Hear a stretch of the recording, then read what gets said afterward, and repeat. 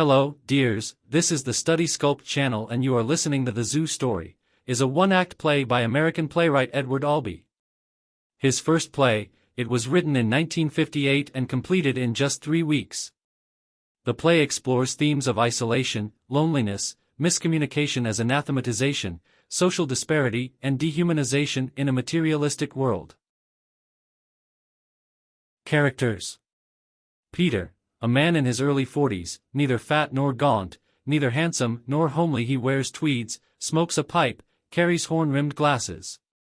Although he is moving into middle age, his dress and his manner would suggest a man younger. Jerry, a man in his late 30s, not poorly dressed, but carelessly. What was once a trim and lightly muscled body has begun to go to fat, and while he is no longer handsome, it is evident that he once was.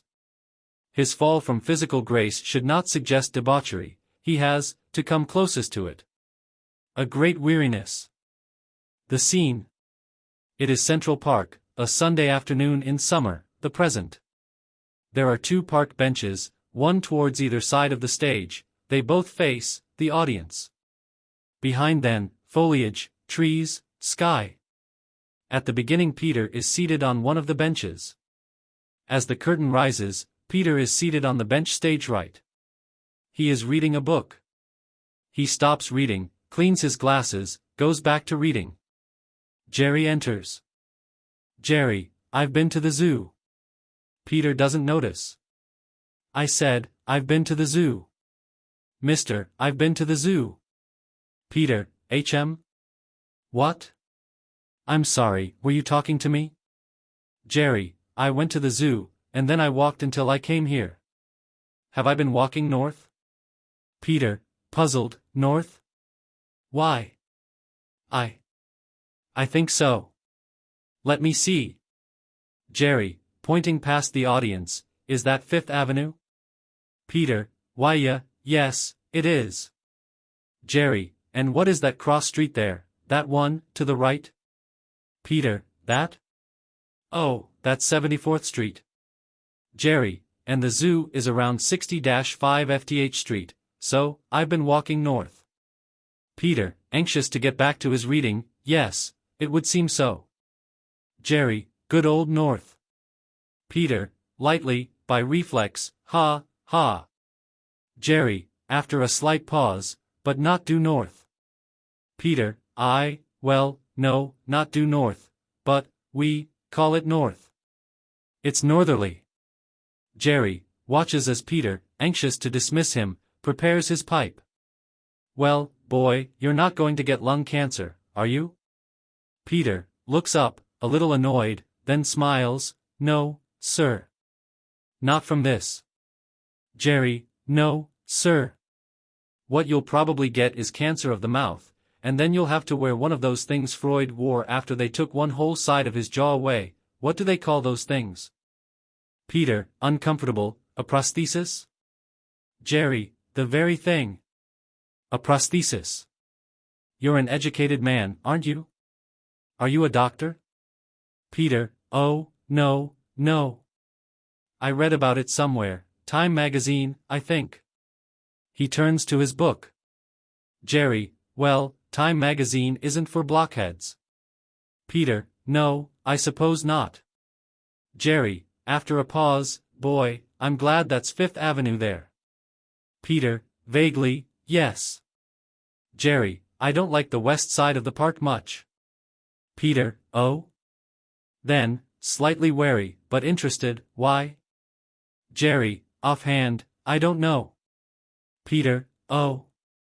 He returns to his book. Jerry, stands for a few seconds, looking at Peter, who finally looks up again, puzzled. Do you mind if we talk? Peter, obviously minding, why, no. Jerry, yes you do. Peter, puts his book down, his pipe out and away, smiling, no, I don't mind. Jerry, yes you do. Peter, finally decided, no, I don't mind at all, really. Jerry, it's a nice day. Peter, stares unnecessarily at the sky, yes. Yes, it is, lovely. Jerry, I've been to the zoo. Peter, yes, I think you said so, didn't you? Jerry, you'll read about it in the papers tomorrow, if you don't see it on your TV tonight. You have TV, haven't you? Peter, why yes, we have two, one for the children. Jerry, you're married. Peter, with pleased emphasis, why, certainly. Jerry, it isn't a law, for God's sake. Peter, no, no, of course not. Jerry, and you have a wife. Peter, bewildered by the seeming lack of communication, yes. Jerry, and you have children. Peter, yes, two. Jerry, boys? Peter, no, girls, both girls. Jerry, but you wanted boys. Peter, well, naturally, every man wants a son, but… Jerry, lightly mocking, but that's the way the cookie crumbles? Peter, annoyed, I wasn't going to say that. Jerry, and you're not going to have any more kids, are you? Peter, a bit distantly, no. No more. Then back, and irksome, why did you say that? How would you know about that? Jerry, the way you cross your legs, perhaps, something in the voice. Or maybe I'm just guessing. Is it your wife? Peter, furious, that's none of your business. A silence. Do you understand? Jerry nods. Peter is quiet now. Well, you're right. We'll have no more children. Jerry, softly, that is the way the cookie crumbles. Peter, forgiving, yes. I guess so. Jerry, well, now, what else? Peter, what were you saying about the zoo, that I'd read about it, or see? Jerry, I'll tell you about it, soon. Do you mind if I ask you questions? Peter, oh, not really. Jerry, I'll tell you why I do it, I don't talk to many people except to say like, give me a beer, or where's the John, or what time? Does the feature go on, or keep your hands to yourself, buddy? You know, things like that. Peter, I must say I don't. Jerry, but every once in a while I like to talk to somebody, really. Talk, like to get to know somebody, know all about him. Peter, lightly laughing, still a little uncomfortable, and am I the guinea pig for today? Jerry, on a sun-drenched Sunday afternoon like this? Who better than a nice married man with 2 daughters and, a dog? Peter shakes his head. No. 2 dogs. Peter shakes his head again. Hm. No dogs? Peter shakes his head, sadly. Oh, that's a shame. But you look like an animal man. Cats? Peter nods his head, ruefully. Cats. But, that can't be your idea. No, sir. Your wife and daughters? Peter nods his head. Is there anything else I should know? Peter, he has cleared his throat, there are 2 parakeets. One for each of my daughters. Jerry, birds. Peter, my daughters keep them in a cage in their bedroom. Jerry, do they carry disease? The birds. Peter, I don't believe so. Jerry, that's too bad. If they did you could set them loose in the house and the cats could eat them and die, maybe. Peter looked blank for a moment, then laughs. And what else?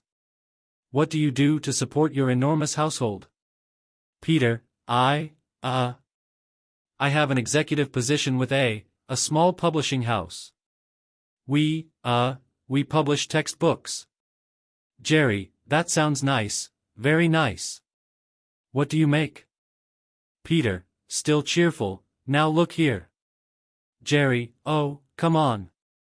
Peter, well, I make around $18,000 a year, but don't carry more than $40 at any one time, in case you're a hold-up man, ha, ha, ha. Jerry, ignoring the above, where do you live? Peter is reluctant. Oh, look, I'm not going to rob you, and I'm not going to kidnap your parakeets, your cats, or your daughters. Peter, too loud, I live between Lexington and 3rd Avenue, on 74th Street. Jerry, that wasn't so hard, was it? Peter, I didn't mean to seem, it's that you don't really carry on a conversation, you just ask questions. And I'm normally, reticent. Why do you just stand there? Jerry, I'll start walking around in a little while, and eventually I'll sit down. Recalling. Wait until you see the expression on his face. Peter, what? Whose face? Look here, is this something about the zoo? Jerry, distantly, the what? Peter, the zoo, the zoo. Something about the zoo. Jerry, the zoo? Peter, you've mentioned it several times. Jerry, still distant, but returning abruptly, the zoo? Oh, yes, the zoo. I was there before I came here. I told you that. Say, what's the dividing line between upper middle class and lower upper middle class? Peter, my dear fellow, Jerry, don't my dear fellow me. Peter, unhappily, was I patronizing? I believe I was, I'm sorry. But, you see, your question about the classes bewildered me.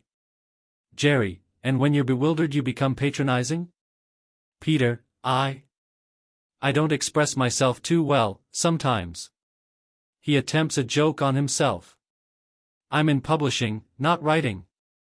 Jerry, amused, but not at the humor, so be it. The truth is, I was being patronizing. Peter, oh, now, you needn't say that. It is at this point that Jerry may begin to mow about the stage with slowly increasing determination and authority, but pacing himself, so that the long speech about the dog comes at the high point of the arc. Jerry, all right. Who are your favorite writers?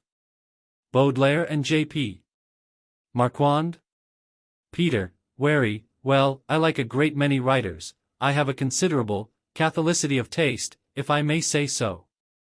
Those two men are fine, each in his way. Warming up, Baudelaire, of course, is by far the finer of the two, but Marquand has a place, in our, national. Jerry, skip it. Peter, sorry. Jerry, do you know what I did before I went to the zoo today? I walked all the way up Fifth Avenue from Washington Square, all the way. Peter, oh, you live in the village.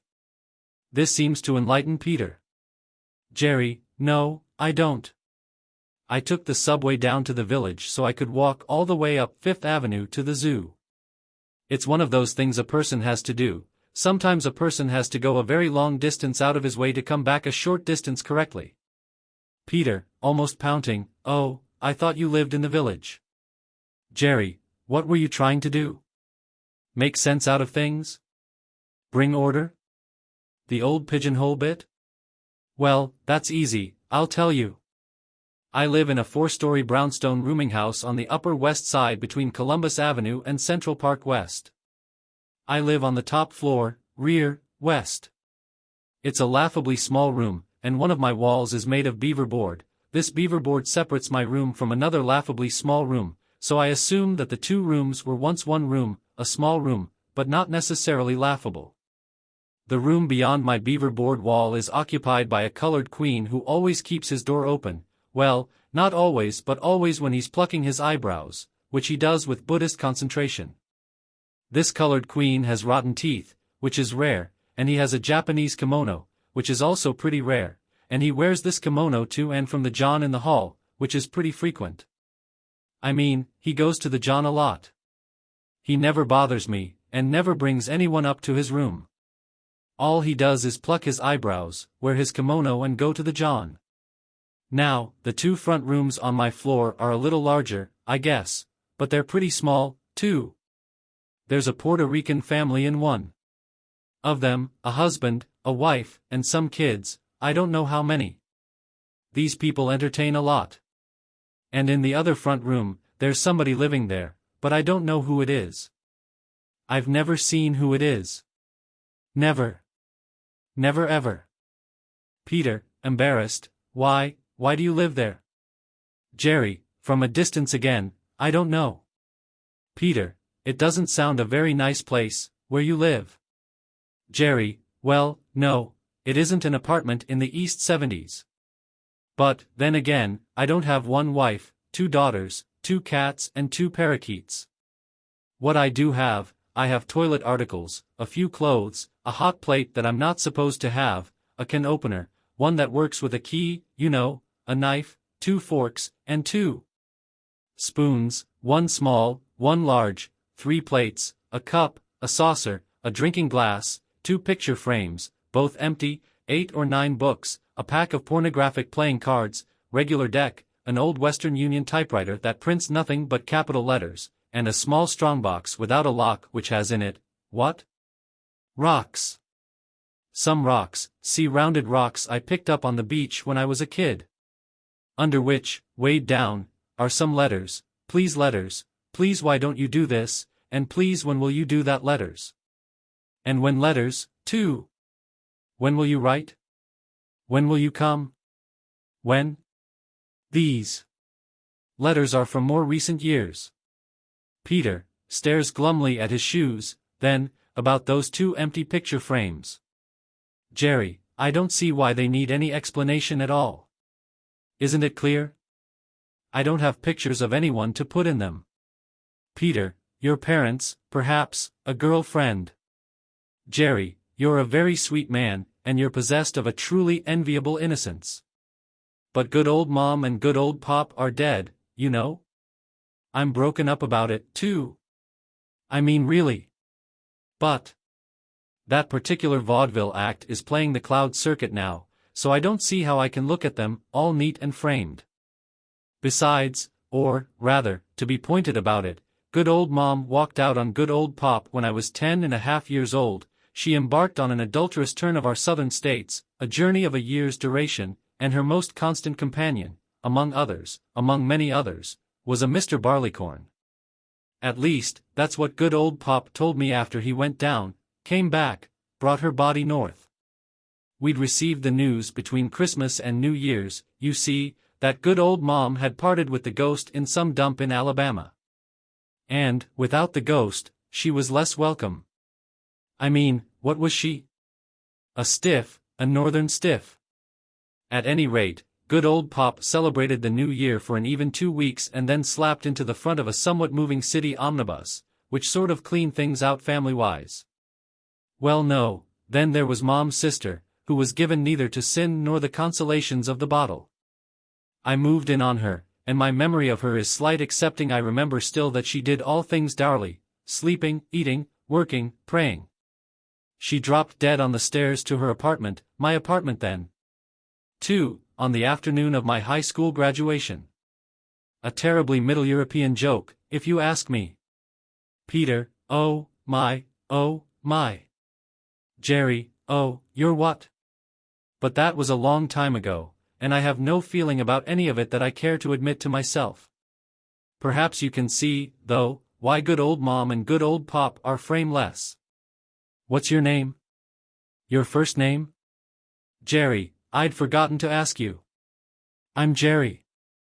Peter, with a slight nervous laugh, hello, Jerry.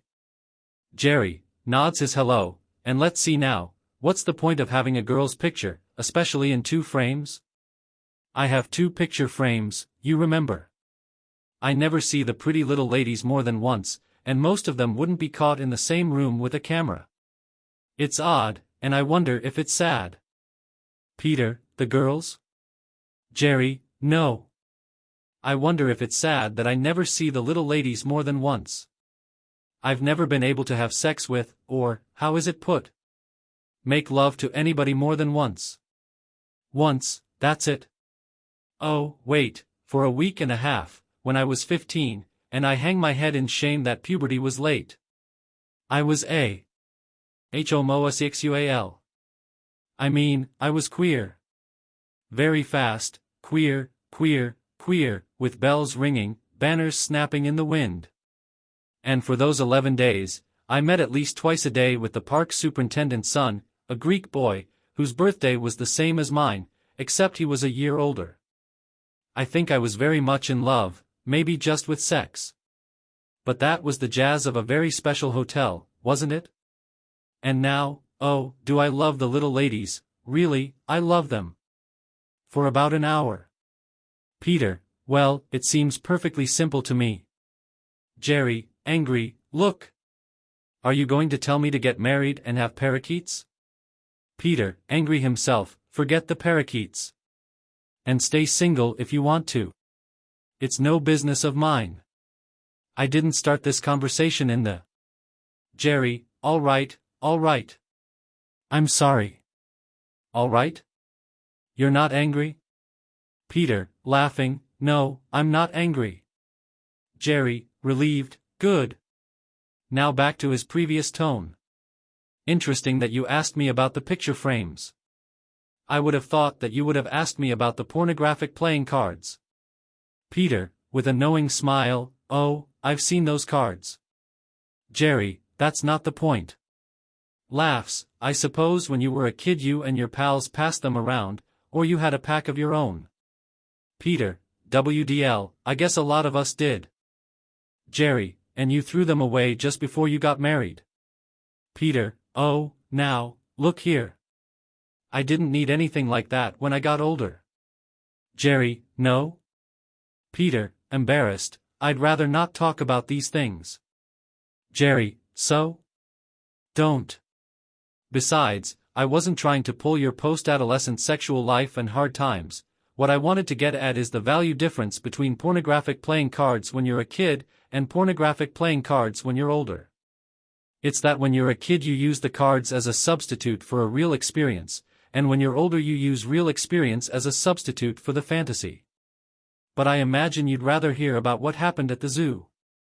Peter, enthusiastic, oh, yes, the zoo. Then, awkward that is. If you... Jerry, let me tell you about why I went, well, let me tell you some things. I've told you about the 4th floor of the rooming house where I live. I think the rooms are better as you go down, floor by floor. I guess they are, I don't know. I don't know any of the people on the 3rd and 2nd floors. Oh, wait. I do know that there's a lady living on the 3rd floor, in the front. I know because she cries all the time. Whenever I go out or come back in, whenever I pass her door, I always hear her crying, muffled, but very determined. Very determined indeed. But the one I'm getting to, and all about the dog, is the landlady. I don't like to use words that are too harsh in describing people. I don't like to. But the landlady is a fat, ugly, mean, stupid, unwashed, misanthropic, cheap, drunken bag of garbage. And you may have noticed that I very seldom use profanity, so I can't describe her as well as I might. Peter, you describe her, vividly. Jerry, well, thanks. Anyway, she has a dog, and I will tell you about the dog, and she and her dog are the gatekeepers of my dwelling. The woman is bad enough, she leans around in the entrance hall, spying to see that I don't bring in things or people, and when she's had her mid-afternoon pint of lemon-flavored gin she always stops me in the hall, and grabs a hold of my coat or my arm, and she pressa her disgusting body up against me to keep me in a corner so she can talk to me. The smell of her body and her breath, you can't imagine it, and somewhere in the back of that pea-sized brain of hers, an organ developed just enough to let her eat, drink and emit, she has some foul parody of sexual desire. And I, Peter, I am the object of her sweaty lust. Peter, that's disgusting. That's horrible. Jerry, but I have found a way to keep her off. When she talks to me, when she presses herself to my body and mumbles about her room and how I should come there, I merely say, but, love, wasn't yesterday enough for you, and the day before?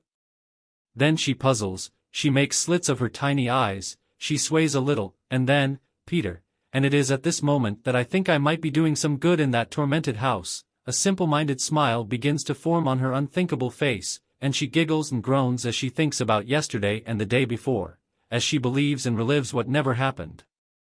Then, she motions to that black monster of a dog she has, and she goes back to her room. And I am safe until our next meeting. Peter, it's so unthinkable.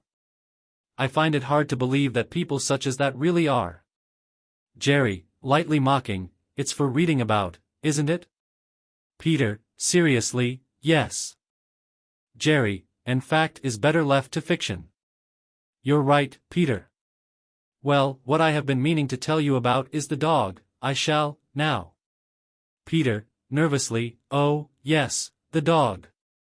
Jerry, don't go. You're not thinking of going, are you? Peter, well, no, I don't think so. Jerry, as if to a child, because after I tell you about the dog, do you know what then? Then I'll tell you about what happened at the zoo. Peter, laughing faintly, you're full of stories, aren't you? Jerry, you don't have to listen.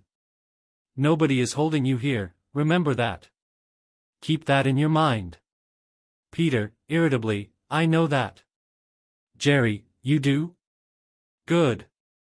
The following long speech, it seems to me, should be done with a great deal of action, to achieve a hypnotic effect on Peter, and on the audience too.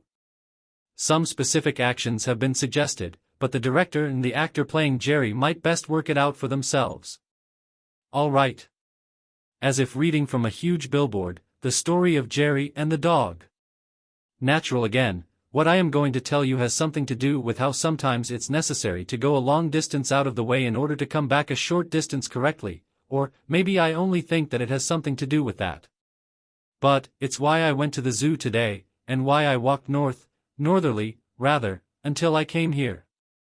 All right. The dog, I think I told you, is a black monster of a beast, an oversized head, tiny ears, and eyes, bloodshot, infected, maybe, and a body you can see the ribs through the skin. The dog is black all black except for the bloodshot eyes, and, yes, and an open sore on its right forepaw, that is red, too. And, oh yes, the poor monster, and I do believe it's an old dog, it's certainly a misused one, almost always has an erection, of sorts. That's red, too. And, what else? Oh, yes, there's a gray-yellow-white color, too, when he bares his fangs. Like this, grr. Which is what he did when he saw me for the first time, the day I moved in. I worried about that animal the very first minute I met him. Now, animals don't take to me like St. Francis had birds hanging off him all the time. What I mean is, animals are indifferent to me, like people. He smiles slightly, most of the time. But this dog wasn't indifferent. From the very beginning he'd snarl and then go for me, to get one of my legs. Not like he was rabid, you know, he was sort of a stumly dog, but he wasn't half-assed either. It was a good, stumly run, but I always got away. He got a piece of my trouser leg, look, you can see right here, where it's mended, he got that the second day I lived there, but, I kicked free and got upstairs fast, so that was that. Puzzles, I still don't know to this day how the other roomers manage it, but you know what I think it had to do only with me. Cozy. So. Anyway, this went on for over a week, whenever I came in, but never when I went out. That's funny. Or, it was funny.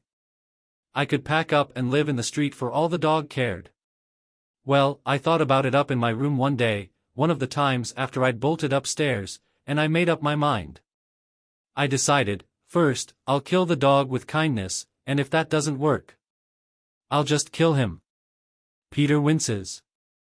Don't react, Peter, just listen. So, the next day I went out and bought a bag of hamburgers, medium rare, no catsup, no onion, and on the way home I threw away all the rolls and kept just the meat. Action for the following, perhaps. When I got back to the rooming house the dog was waiting for me. I half opened the door that led into the entrance hall, and there he was, waiting for me. It figures. I went in, very cautiously, and I had the hamburgers, you remember. I opened the bag, and I set the meat down about 12 feet from where the dog was snarling at me. Like so. He snarled, stopped snarling, sniffed, moved slowly, then faster towards the meat. Well, when he got to it he stopped, and he looked at me. I smiled, but tentatively, you understand. He turned his face back to the hamburgers, smelled, sniffed some more, and then, like that, he tore into them.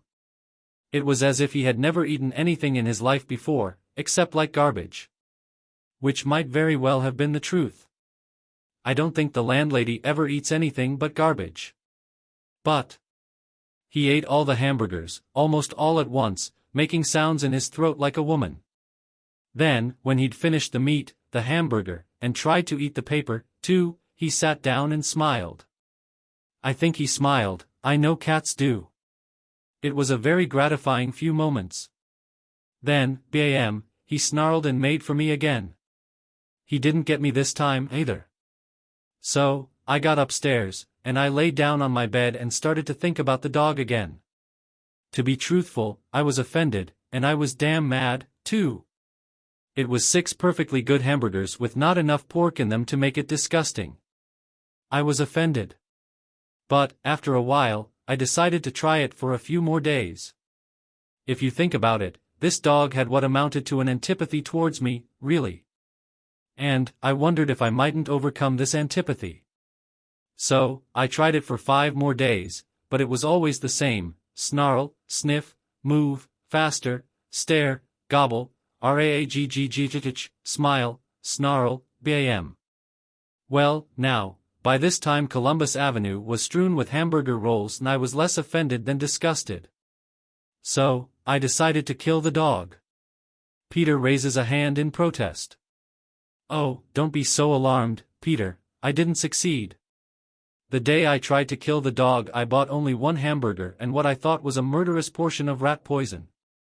When I bought the hamburger I asked the man not to bother with the roll, all I wanted was the meat. I expected some reaction from him, like, "We don't sell no hamburgers without rolls," or, "What do ya wanna do, eat it out ya Hans?" But no, he smiled benignly, wrapped up the hamburger in waxed paper, and said, "A bite for ya pussycat?" I wanted to say, "No, not really, it's part of a plan to poison a dog I know." But you can't say, "a dog I know" without sounding funny, so I said, a little too loud, I'm afraid, and too formally, "Yes, a bite for my pussycat." People looked up. It always happens when I try to simplify things, people look up. But that's neither hither nor thither. So, on my way back to the rooming house, I kneaded the hamburger and the rat poison together between my hands, at that point feeling as much sadness as disgust. I opened the door to the entrance hall, and there the monster was, waiting to take the offering and then jump me. Poor bastard, he never learned that the moment he took to smile before he went for me gave me time enough to get out of range. But, there he was, malevolence with an erection, waiting. I put the poison patty down, moved towards the stairs and watched. The poor animal gobbled the food down as usual, smiled, which made me almost sick, and then, bam. But, I sprinted up the stairs, as usual, and the dog didn't get me, as usual. And it came to pass that the beast was deathly ill. I knew this because he no longer attended me, and because the landlady sobered up.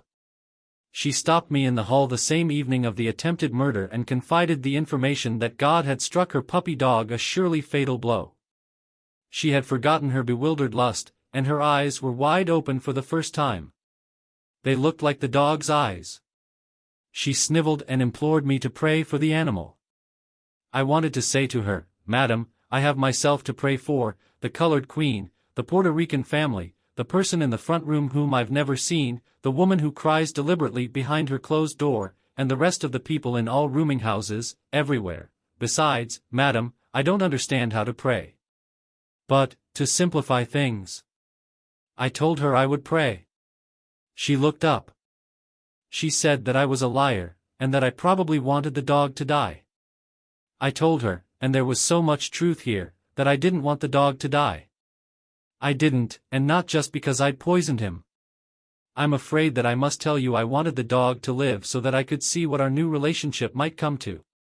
Peter indicates his increasing displeasure and slowly growing antagonism. Please understand, Peter, that sort of thing is important. You must believe me, it is important. We have to know the effect of our actions. Another deep sigh. Well, anyway, the dog recovered. I have no idea why, unless he was a descendant of the puppy that guarded the gates of hell or some such resort. I'm not up on my mythology. He pronounces the word mythology. Are you? Peter sets to thinking, but Jerry goes on. At any rate, and you've missed the $8,000 question, Peter, at any rate, the dog recovered his health and the landlady recovered her thirst, in no way altered by the Bow Wow's deliverance. When I came home from a movie that was playing on 42nd Street, a movie I'd seen, or one that was very much like one or several I'd seen, after the landlady told me Pumpkins was better, I was so hoping for the dog to be waiting for me. I was, well, how would you put it, enticed? Fascinated? No, I don't think so. Heart-shatteringly anxious, that's it, I was heart-shatteringly anxious to confront my friend again. Peter reacts scoffingly. Yes, Peter, friend. That's the only word for it. I was heart-shatteringly etc. to confront my doggy friend again. I came in the door and advanced, unafraid, to the center of the entrance hall. The beast was there, looking at me. And, you know, he looked better for his scrape with the nevermind. I stopped, I looked at him, he looked at me. I think we stayed a long time that way, still, stone statue, just looking at one another. I looked more into his face than he looked into mine. I mean, I can concentrate longer at looking into a dog's face than a dog can concentrate at looking into mine, or into anybody else's face, for that matter.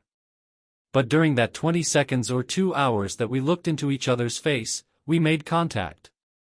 Now, here is what I had wanted to happen. I loved the dog now, and I wanted him to love me. I had tried to love, and I had tried to kill, and both had been unsuccessful by themselves. I hoped, and I don't really know why I expected the dog to understand anything, much less my motivations. I hoped that the dog would understand. Peter seems to be hypnotized. It's just that. Jerry is abnormally tense, now, it's just that if you can't deal with people, you have to make a start somewhere. With animals. Much faster now, and like a conspirator, don't you see? A person has to have some way of dealing with something. If not with people. Something. With a bed, with a cockroach, with a mirror, no, that's too hard, that's one of the last steps. With a cockroach, with a carpet, a roll of toilet paper, no, not that either, that's a mirror, too, always check bleeding. You see how hard it is to find things? With a street corner, and too many lights, all colors reflecting on the oily wet streets. With a wisp of smoke, with porno. Graphic playing cards, with a strong box. Without a lock, with love, with vomiting, with crying, with fury because the pretty little ladies aren't pretty little ladies, with making money with your body which is an act of love and I could prove it, with howling because you're alive, with God. How about that? With God who is a colored queen. Who wears a kimono and plucks his eyebrows. Who is a woman who cries with determination behind her closed door, with God who, I'm told, turned his back on the whole thing some time ago, with, someday, with people. Jerry sighs the next word heavily. People. With an idea, a concept. And where ever better in this humiliating excuse for a jail, where better to communicate one single, simple-minded idea than in an entrance hall? Where? It would be a start. Where better to make a beginning? To understand and just possibly be understood, a beginning of an understanding, than with. Here Jerry seems to fall into almost grotesque fatigue, than with a dog. Just that, a dog. Here there is a silence that might be prolonged for a moment or so, then Jerry wearily finishes his story. A dog. It seemed like a perfectly sensible idea.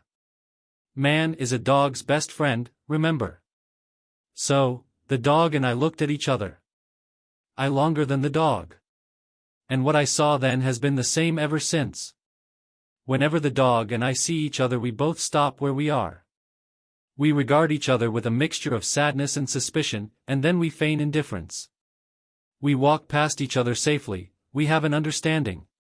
It's very sad, but you'll have to admit that it is an understanding. We had made man attempts at contact, and we had failed. The dog has returned to garbage, and I to solitary but free passage. I have not returned. I mean to say, I have gained 6D solitary free passage, if that much further loss can be said to be gain.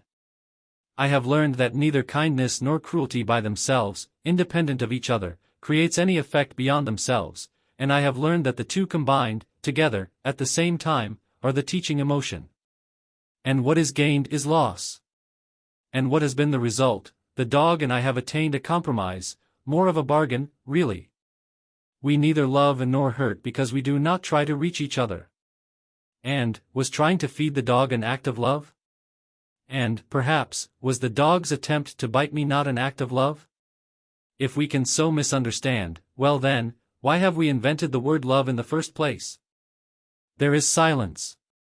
Jerry moves to Peter's bench and it's down beside him. This is the first time Jerry has sat down during the play. The story of Jerry and the dog, the end. Peter is silent. Well, Peter? Jerry is suddenly cheerful. Well, Peter? Do you think I could sell that story to the Reader's Digest and make a couple of $100 for the most unforgettable character I've ever met, huh? Jerry is animated, but Peter is disturbed. Oh, come on now, Peter, tell me what you think. Peter, I don't understand what.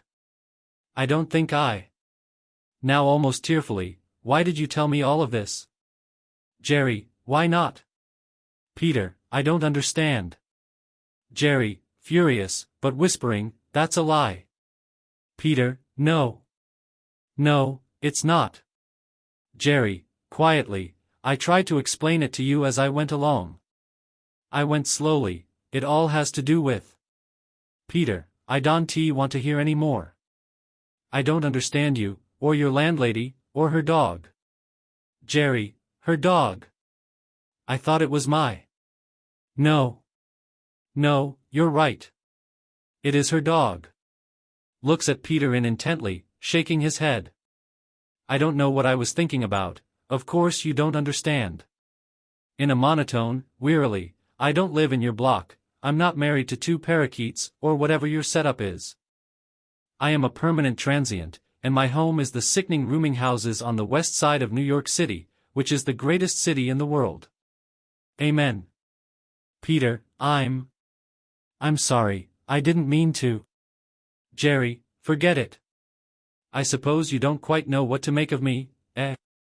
Peter, a joke, we get all kinds in publishing. Chuckles. Jerry, you're a funny man. He forces a laugh. You know that? You're a richly comic person. Peter, modestly, but amused, oh, now, not really. Still chuckling. Jerry, Peter, do I annoy you, or confuse you? Peter, lightly, well, I must confess that this wasn't the kind of afternoon I'd anticipated. Jerry, you mean, I'm not the gentleman you were expecting? Peter, I wasn't expecting anybody. Jerry, no, I don't imagine you were. But I'm here, and I'm not leaving. Peter, consulting his watch, well, you may not be, but I must be getting home soon. Jerry, oh, come on, stay a while longer. Peter, I really should get home, you see. Jerry, tickles Peter's ribs with his fingers, oh, come on. Peter, he is very ticklish, as Jerry continues to tickle him his voice becomes falsetto. No, oh. Don't do that. Stop. Stop. Oh, no, no. Jerry, oh, come on. Peter, as Jerry tickles, oh, he. I must go. He. After all, stop, he, after all, the parakeets will be getting dinner ready soon. He. And the cats are setting the table. Stop, and. He is beside himself now, and we're having, ho. Jerry stops tickling Peter, but the combination of tickling and his own mad whimsy has Peter laughing almost hysterically. As his laughter continues, then subsides, Jerry watches him, with a curious fixed smile. Jerry, Peter? Peter, oh, ha, ha, ha, ha, ha. What? What? Jerry, listen, now. Peter, oh, ho, ho. What is it, Jerry? Oh, my. Jerry, mysteriously, Peter, do you want to know what happened at the zoo? Peter, ah, ha, ha. The what? Oh, yes, the zoo. Oh, ho, ho. Well, I had my own zoo there for a moment with, the parakeets getting dinner ready, and the, ha, whatever it was, the. Jerry, calmly, yes, that was very funny, Peter. I wouldn't have expected it. But do you want to hear about what happened at the zoo, or not? Peter, yes. Yes, by all means, tell me what happened at the zoo. Oh, my. I don't know what happened to me. Jerry, now I'll let you in on what happened at the zoo, but first, I should tell you why I went to the zoo. I went to the zoo to find out more about the way people exist with animals, and the way animals exist with each other, and with people too. TT probably wasn't a fair test, what with everyone separated by bars from everyone else, the animals for the most part from each other, and always the people from the animals. But, if it's a zoo, that's the way it is. He pokes Peter on the arm. Move over. Peter, friendly, I'm sorry, haven't you enough room? He shifts a little. Jerry, smiling slightly, well, all the animals are there, and all the people are there, and it's Sunday and all the children are there. He pokes Peter again. Move over. Peter, patiently, still friendly, all right. He moves some more, and Jerry has all the room he might need. Jerry, and it's a hot day, so all the stench is there, too, and all the balloon sellers, and all the ice cream sellers, and all the seals are barking, and all the birds are screaming. Pokes Peter harder. Move over. Peter, beginning to be annoyed, look here, you have more than enough room. But he moves more, and is now fairly cramped at one end of the bench.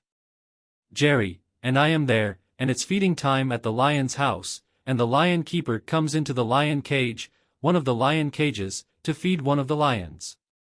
Punches Peter on the arm, hard. Move over. Peter, very annoyed, I can't move over any more, and stop hitting me. What's the matter with you? Jerry, do you want to hear the story? Punches Peter's arm again. Peter, flabbergasted, I'm not so sure. I certainly don't want to be punched in the arm. Jerry, punches Peter's arm again, like that? Peter, stop it. What's the matter with you? Jerry, I'm crazy, you bastard. Peter, that isn't funny. Jerry, listen to me, Peter. I want this bench. You go sit on the bench over there, and if you're good I'll tell you the rest of the story. Peter, flustered, but, whatever for? What is the matter with you? Besides, I see no reason why I should give up this bench. I sit on this bench almost every Sunday afternoon, in good weather. It's secluded here, there's never anyone sitting here, so I have it all to myself. Jerry, softly, get off this bench, Peter, I want it. Peter, almost whining, no. Jerry, I said I want this bench, and I'm going to have it now, get over there. Peter, people can't have everything they want. You should know that, it's a rule, people can have some of the things they want, but they can't have everything. Jerry, laughs, imbecile. You're slow-witted. Peter, stop that. Jerry, you're a vegetable. Go lie down on the ground. Peter, intense, now you listen to me. I've put up with you all afternoon. Jerry, not really. Peter, long enough. I've put up with you long enough. I've listened to you because you seemed, well, because I thought you wanted to talk to somebody. Jerry, you put things well, economically, and, yet, oh, what is the word I want to put justice to your. Jesus, you make me sick, get off here and give me my bench. Peter, my bench. Jerry, pushes Peter almost, but not quite, off the bench. Get out of my sight. Peter, regaining his position, God mnu. That's enough. I've had enough of you. I will not give up this bench, you can't have it, and that's that. Now, go away. Jerry snorts but does not mow. Go away, I said. Jerry does not move. Get away from here. If you don't move on, you're a bum, that's what you are. If you don't move on, I'll get a policeman here and make you go. Jerry laughs, stays.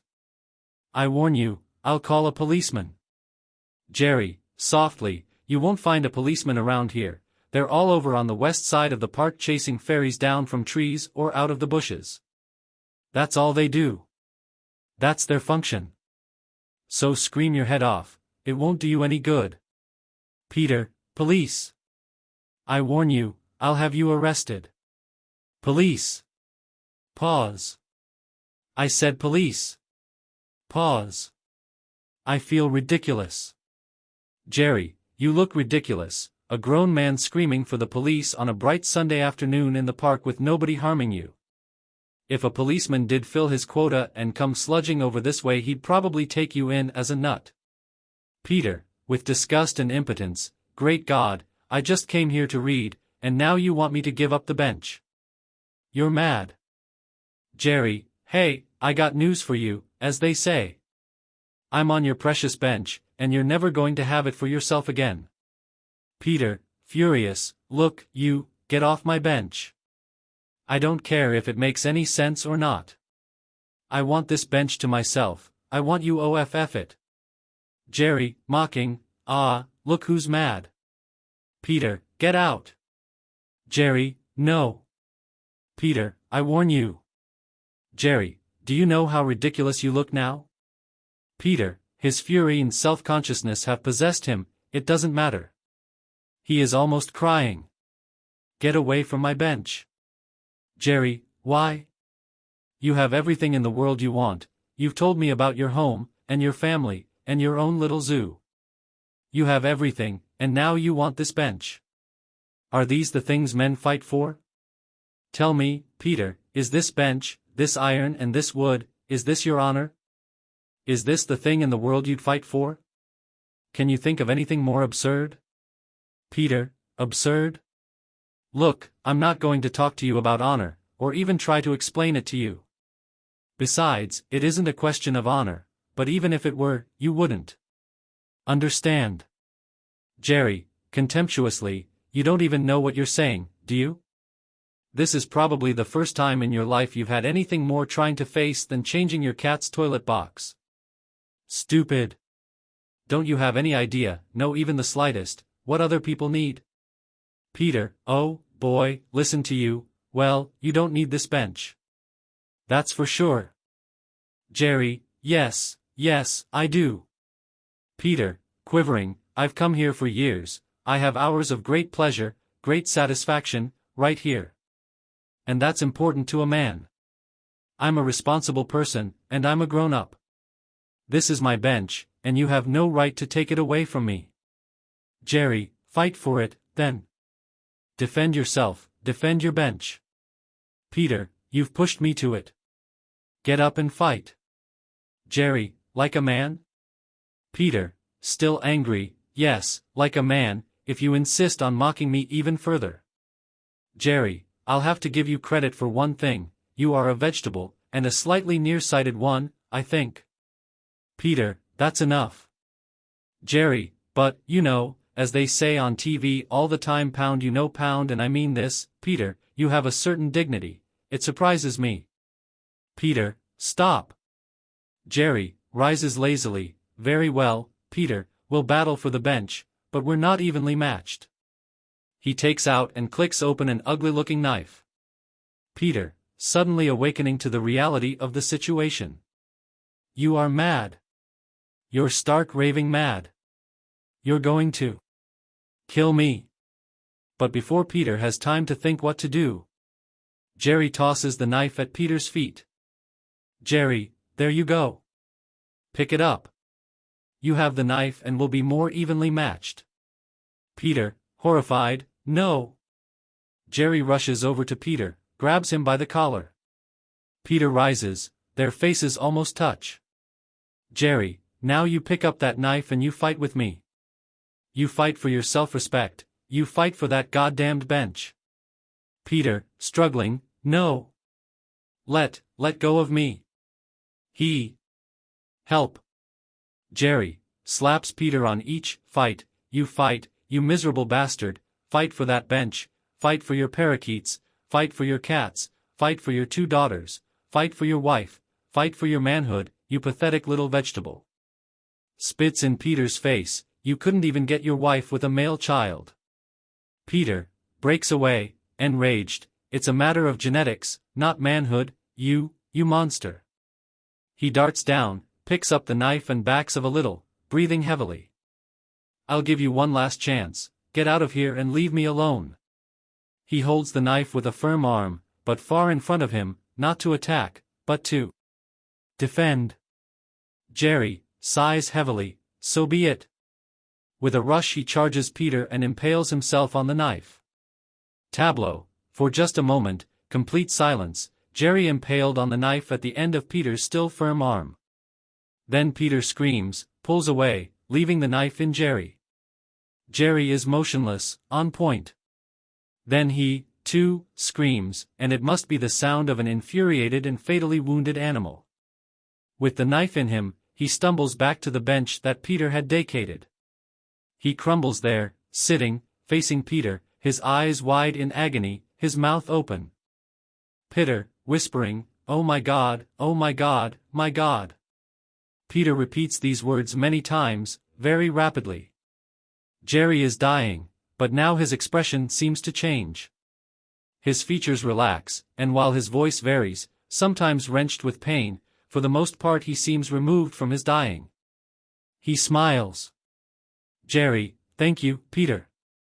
I mean that, now, thank you very much. Peter's mouth drops open. He cannot move, he is transfixed. Oh, Peter, I was so afraid I'd drive you away. He laughs as best he can. You don't know how afraid I was you'd go away and leave me. And now I'll tell you what happened at the zoo. I think this is what happened at the zoo. I think that while I was at the zoo I decided that I would walk northerly, rather, until I found you, or somebody, and I decided that I would talk to you. I would tell you things, and things that I would tell you would. Well, here we are. You see? Here we are. But I don't know, could I have planned all this? No, I couldn't have. But I think I did. And now I've told you what you wanted to know, haven't I? And now you know all about what happened at the zoo. And now you know what you'll see in your TV, and the face I told you about, you remember, the face I told you about, my face, the face you see right now. Peter. Peter, thank you. I came unto you, he laughs, so faintly, and you have comforted me. Dear Peter. Peter, almost fainting, oh my God. Jerry, you'd better go now. Somebody might come by, and you don't want to be here when anyone comes. Peter does not move, but begins to weep, oh my God, my God. Jerry, most faintly, now, he is very near death, you won't be coming back here any more, Peter, you've been dispossessed. You've lost your bench, but you've defended your honor. And Peter, I'll tell you something now, you're not really a vegetable, it's all right, you're an animal. You're an animal, too. But you'd better hurry now, Peter. Hurry, you'd better go, see? Jerry takes a handkerchief and with great effort and pain wipes the knife handle clean of fingerprints. Hurry away, Peter. Peter begins to stagger away. Wait, Peter. Take your book. Right here, beside me, on your bench, my bench. Rather. Come, take your book. Peter starts for the book, but retreats. Hurry. Peter. Peter rushes to the bench, grabs the book, retreats. Very good, Peter, very good. Now, hurry away. Peter hesitates for a moment, then flees, stage left. Hurry away. His eyes are closed now. Hurry away, your parakeets are making the dinner, the cats are setting the table. Peter, off stage, a pitiful howl, oh my God. Jerry, his eyes still closed, he shakes his head and speaks, a combination of scornful mimicry and supplication, oh my God. He is dead. Curtain.